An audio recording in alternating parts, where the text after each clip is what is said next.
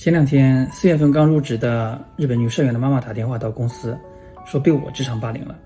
听到后，我大吃一惊，赶紧请社员的妈妈到公司了解情况。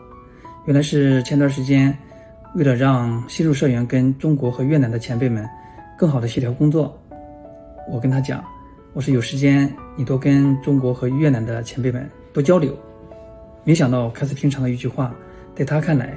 竟是一种强迫和职场霸凌。后来经过解释说明之后，社员的妈妈也理解了我的意图。在日本工作跟日本同事之间打交道的时候，